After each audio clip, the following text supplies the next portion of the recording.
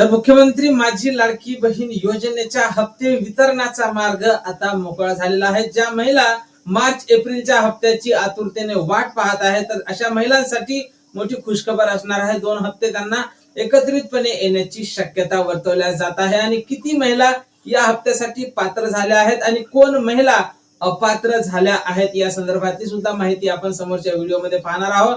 त्याच सोबत आज दिवसभराचा बातम्यांचा सारांश म्हणजेच आज प्रसार माध्यमांवर वेगवेगळ्या बातम्या येत होत्या, त्यानंतर दैनिक वर्तमानपत्रावर सुद्धा काही बातम्या आलेल्या आहेत, त्यानंतर कोणत्या दिवशी वितरण होईल या संदर्भातल्या सुद्धा बऱ्याच बातम्या आज दिवसभर प्रसार माध्यमांवर येत आहेत। तर त्या सर्व बातम्यांचा सारांश आपण अगदी थोड्याशा व्हिडिओमध्ये पाहणार आहोत। त्यापूर्वी तुम्ही जर नवीन असाल तर नक्कीच आपल्या व्हिडिओला लाईक करून चॅनलला सबस्क्राईब करा। नमस्कार, मी भाऊसाहेब गोडे स्वागत करतो तुमच्या लाडकी बहीण योजनेच्या एका नवीन व्हिडिओमध्ये।